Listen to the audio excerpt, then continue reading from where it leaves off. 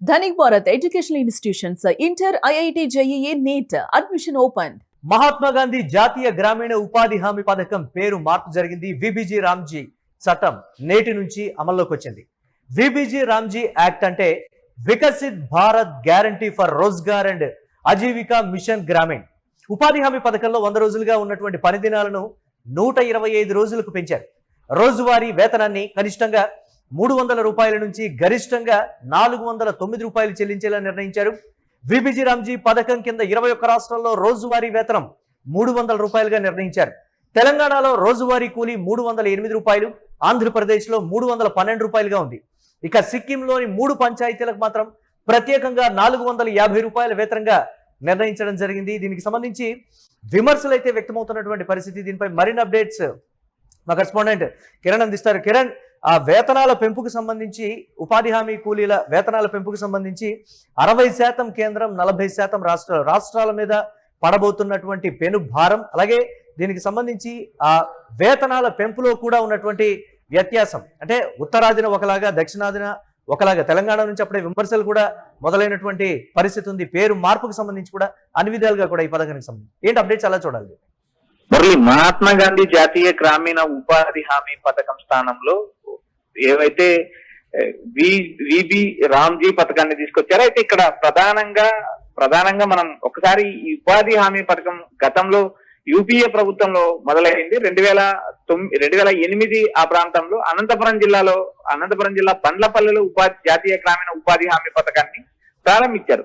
అయితే తర్వాత జరిగిన రాజకీయ పరిణామాలు మహాత్మా గాంధీ పేరు చెరిపేసేలాగా బీజేపీ వ్యూహాత్మక ఎత్తుగడలు పాటిస్తుందనేది మనకు తెలిసిన విషయమే. అయితే ఇక్కడ విబి రామ్జీ చట్టాన్ని తీసుకొచ్చారు. ఉపాధి హామీ పథకం స్థానంలో విబి రామ్జీ పథకాన్ని నేటి నుంచి అమలు చేస్తున్నారు. దాదాపు జూలై 1వ తేదీ నుంచి ఈ చట్టం అమల్లోకి వచ్చింది. అయితే ఇక్కడ ప్రధానంగా గతంలో ఉపాధి హామీ పథకంలో 100 రోజులు పని దినాలు ఉండేవి. నేడు విబి రామ్జీ పథకంలో 125 రోజుల పని దినాలు పెంచారు. అయితే ఇక్కడ పని దినాలు పెంచినంత మాత్రాన ఆ కుటుంబాలకు కానీ, ఆ లబ్ధిదారులకు కానీ న్యాయం జరుగుతుంది, ఆ కుటుంబాలకు ఆర్థిక భరోసా కలుగుతుందనే స్పష్టత అటు కేంద్రాలు కానీ, ఇటు రాష్ట్ర ప్రభుత్వం కానీ ఇచ్చే పరిస్థితి లేదు. మరోపక్క కూలీల వేతనాలు పెంచినప్పటికీ కూడా ఆశించిన స్థాయిలో 100 నుంచి 125 రోజులు పని దినాలు పెంచినప్పటికీ ఆశించిన స్థాయిలో కూలీ రావడం లేదు అనే విమర్శలు కూడా కూలీల నుంచి ఉన్నాయి. ఇప్పటికే అటు తెలంగాణ, ఆంధ్ర విషయంలో కూడా మనం చూసినప్పుడు రోజువారీ వేతనాన్ని కనిష్టంగా 300 రూపాయలు చెల్లించేలాగా 21 రాష్ట్రాల్లో కేంద్ర ప్రభుత్వం నిర్ణయం తీసుకుంది. ఇటు తెలంగాణ, ఆంధ్ర విషయానికి మనకు వచ్చినప్పుడు నేరుగా ఆంధ్రప్రదేశ్ లో 312 రూపాయలు, తెలంగాణలో 308 రూపాయలు కూలీగా నిర్ణయించారు. అదే దక్షిణ భారతదేశంలో ఆయా రాష్ట్రాల్లో ఉన్న 5 రాష్ట్రాల్లో కూడా కూలీల్లో వ్యత్యాసం కనబడుతుంది, రేట్లలో వ్యత్యాసం కనబడుతుంది. ఉత్తర భారతదేశానికి దక్షిణ భారతదేశం మధ్య వ్యత్యాసాన్ని పోల్చినప్పుడు చాలా వేరియేషన్స్ ఉన్నాయి, చాలా తేడాలు కనిపిస్తున్నాయి. అయితే ఆయా రాష్ట్రాల్లో ఉన్న జీవన ప్రమాణాలు, ఆయా రాష్ట్రాల్లో కుటుంబాల జీవన నేపథ్యాన్ని బేస్ చేసుకుని ఆయా రాష్ట్రంలో ఉన్న తలసరి ఆదాయంతో పాటు ఆ రాష్ట్రంలో ఉన్న తలసరి ఖర్చులను క్యాలిక్యులేషన్ చేసుకున్న తర్వాత ఈ చట్టం రూపొందించబడింది. అయితే గతంలో ఏవైతే కేంద్ర ప్రభుత్వం 90%, గతంలో కాంగ్రెస్ అధికారంలో ఉన్నప్పుడు, యూపీఏ ప్రభుత్వం అధికారంలో ఉన్నప్పుడు కేంద్ర ప్రభుత్వం 90% నిధులు భరించింది, రాష్ట్ర ప్రభుత్వాలు 10% నిధులు భరించింది.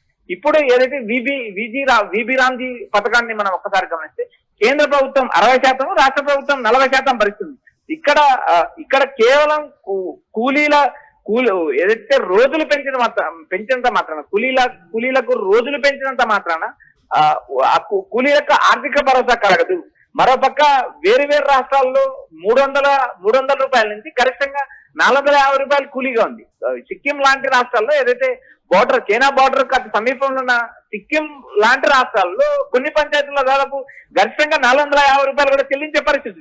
అయితే ఇక్కడ ప్రధానంగా పని దినాలు 25 రోజులు పెంచినప్పటికీ ఆశించిన స్థాయిలో అటు కూలీలకు కానీ, ఇటు మెటీరియల్ కాంపోనెంట్ కానీ, అటు వేతనాల విషయంలో కూడా కూలీలకు న్యాయం జరగలేదనే విమర్శలు ఉన్నాయి. మరొక దక్షిణ భారతదేశంలో ఉన్నప్పుడు ఆంధ్ర, తెలంగాణ విషయం చూసినప్పుడు కూడా వేరియేషన్ స్పష్టంగా కనబడుతుంది. ఆంధ్రప్రదేశ్ లో 312 రూపాయలు కూలీ ఉంటే తెలంగాణలో 308 రూపాయలు మాత్రమే కూలీగా ఉంది. అదే ఉత్తర భారతదేశంలోకి వెళ్ళినప్పుడు కొన్ని పంచాయతీల్లో ఎక్కువ కూలీ వేతనం కూడా స్పష్టంగా కనబడుతుంది. వేతనాలు పెంచినప్పటికీ పని దినాలు పెంచినప్పటికీ కూడా ఆశించిన స్థాయిలో ఆయా లబ్ధిదారులకు న్యాయం రాష్ట్రాల్లో దక్షిణాది లాంటి రాష్ట్రాల్లో తెలంగాణ కావచ్చు, ఆంధ్రప్రదేశ్ కావచ్చు, ఇప్పటికే సంక్షేమ పథకాల రూపంలో విపరీతంగా ఇస్తున్నటువంటి పరిస్థితి. ఇప్పుడు ఇది ఒక అదనపు భారం కింద కూడా ఆయా రాష్ట్ర ప్రభుత్వాలు భావిస్తున్నటువంటి పరిస్థితి. అంటే ఉత్తరాదికి వేరుగా దక్షిణాదికి మరో రకంగా ఉండటంతో కూడా సో ఆ వ్యత్యాసానికి సంబంధించి రాష్ట్రాల మీద పడేటువంటి పెనుభారం కావచ్చు, అది ఇతర సంక్షేమ పథకాల మీద కూడా ఒకంత జాప్యానికి కారణమవుతుంది. రాష్ట్రాల మీద అదనపు బడ్జెట్ మోపినట్లే అనేటువంటి కొన్ని విమర్శలు ఉన్నాయి కదా. సంక్షేమ పథకాలు ఆల్రెడీ దేశవ్యాప్తంగా ఎక్కువగా అమలు చేస్తున్నటువంటి రాష్ట్రాలు తెలంగాణ కావచ్చు, ఆంధ్రప్రదేశ్ కావచ్చు, ఈ రెండు రాష్ట్రాలు ఉన్నటువంటి సిచ్యువేషన్ ఈ కోణాన్ని ఎలా చూడాలంటారు? మురళి, ఇక్కడ కేంద్ర ప్రభుత్వం ఇచ్చే నిధుల విషయంలోనే రాష్ట్ర ప్రభుత్వాల నడ్డి విరిచిందంటూ ప్రతిపక్షాలు ఇప్పటికీ విమర్శలు కొనసాగిస్తున్నాయి. ఎందుకంటే ఇప్పుడు అధికారంలో ఉన్న ఆయా రాష్ట్రాల్లో అధికారంలో ఉన్న ప్రభుత్వాలతో పాటు కేంద్రంలో ప్రతిపక్ష పార్టీగా ఉన్న కాంగ్రెస్ తీవ్ర విమర్శలు కురిపిస్తుంది. గతంలో కాంగ్రెస్ యూపీఏ 1 అధికారంలో ఉన్నప్పుడు దాదాపు 90% నిధులు కేంద్ర ప్రభుత్వం భరించింది. ఎక్కడైతే ఆంధ్రప్రదేశ్ కి సంబంధించి అనంతపురం జిల్లా అత్యంత వెనుకబడిన జిల్లా, అత్యంత వెనుకబడిన జిల్లా కాకుండా వర్షపాతం అతి తక్కువ జిల్లా, దేశంలోనే వర్షపాతం తక్కువగా నమోదయ్యే జిల్లాల్లో కూడా అనంతపురం మొదటి స్థానంలో ఉంటుంది. అలాంటి అనంతపురం జిల్లాలో ఎంతో మంది కుటుంబాల్లో వెలుగు నింపిన ఈ ఉపాధి హామీ పథకం కాలక్రమేణా ఉపాధి హామీ పథకాన్ని నిర్వీర్యం చేయడానికి, మహాత్మా గాంధీ పేరు కూడా నిర్వీర్యం చేయడానికి బీజేపీ ప్రయత్నాలు చేసింది. అదే విధంగా బీజేపీ సక్సెస్ అయింది. ఎందుకంటే ఏకంగా నేరుగా చట్టాన్నే మార్చారు. చట్టంలో ఉన్నప్పుడే మనకు విబి రామ్జీ పథకంగా మార్చారు. మహాత్మా గాంధీ పేరు తొలగించారు. స్పష్టంగా అర్థమవుతుంది. దేశవ్యాప్తంగా కాంగ్రెస్ పార్టీ నిరసనలు కొనసాగించిన నేపథ్యం చూసాం. ప్రస్తుతం రాష్ట్రాల నడ్డి విరచడమే కాకుండా 60% కేంద్రం నిధులు ఇవ్వడం వల్ల రాష్ట్రం మీద దాదాపు 30% అదనపు నిధులు రాష్ట్రం కేటాయించాల్సిన పరిస్థితి. గతంలో కేంద్రం 90% నిధులు ఇస్తే 10% మాత్రమే రాష్ట్రాలు భరించేవి. అలాంటి పరిస్థితుల్లో రాష్ట్రంలో ఉన్న దేశంలో ఉన్న గ్రామీణ స్థాయిలో పంచాయతీలు కానీ, పంచాయతీ అభివృద్ధికి కానీ ఉపాధి హామీ నిధులు ఎంతో ఉపయోగపడ్డాయి. ప్రస్తుతం వస్తున్న ఉపాధి నిధులను మనం ఒకసారి పరిశీలిస్తే ఆయా రాష్ట్రాల్లో ఉత్తరాది రాష్ట్రాల్లో దాదాపు 21 రాష్ట్రాల్లో కనిష్ట కూలీ 300 రూపాయలుగా ఉంది. కొన్ని చోట్ల 450 రూపాయలు ఉంది. ఇప్పుడు ఎక్కడైతే కనిష్ట కూలీలకు వేతనం తగ్గితే అక్కడ మెటీరియల్ కాంపోనెంట్ నిధుల మీద కూడా ప్రభావం చూపుతుంది, అభివృద్ధి పైన ప్రభావం చూపుతుంది. ఎందుకంటే ఆ గ్రామాల్లో నిర్మించే సిమెంట్ రోడ్లు కావచ్చు, కాంపౌండ్ వాళ్ళు కావచ్చు, స్కూళ్ళ అభివృద్ధి కావచ్చు, మరికొన్ని వాటికన్నిటికీ ఏవైతే మున్సిపల్ పరిధిలో కూడా చాలా వాటికి కేంద్ర నిధులు ఉపయోగించుకునే పరిస్థితి. అలాంటి పరిస్థితి కూడా ఇప్పుడు బీజేపీ ప్రభుత్వం లేకుండా చేస్తుందనే విమర్శలు ఉన్నాయి. ఎందుకంటే కేవలం గతంలో ఉన్న 90% స్థానంలో 60% నిధులు కేంద్రం ఇవ్వడం వల్ల రాష్ట్రాల్లో నడ్డి విరుగుతున్నట్టు ఇప్పటికే తీవ్ర విమర్శలు రేకెత్తున్నాయి. Right, thanks for updates Kiran. మొత్తం మీద రాష్ట్రాల మీద పెను భారం పడబోతోంది.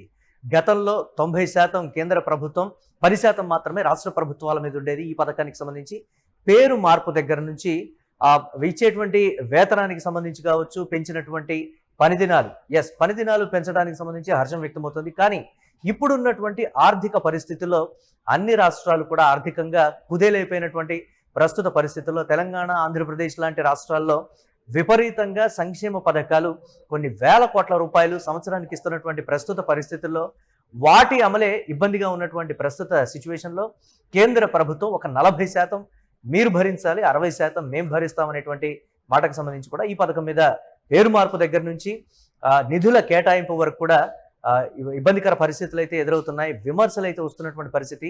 ఉత్తరాదిన ఉన్నటువంటి పరిస్థితులకు అనుగుణంగా ఒకలాగా, దక్షిణాదిన ఒకలాగా దేశవ్యాప్తంగా అతి తక్కువ పని వేతనం అనేది తెలంగాణలోనే ఇస్తున్నారు. ఇప్పటికే తెలంగాణ కాంగ్రెస్ ప్రభుత్వం నుంచి కూడా విమర్శలు వ్యక్తమవుతున్నటువంటి పరిస్థితి ఉంది. ఇప్పటికే ఇచ్చినటువంటి హామీలను అమలు చేయాలంటేనే తలకు మించిన భారంగా ఉన్నటువంటి ప్రస్తుత పరిస్థితుల్లో ఇదొక అదనపు భారంగా కూడా ప్రభుత్వాలు ఫీల్ అవుతున్నటువంటి సిచ్యువేషన్.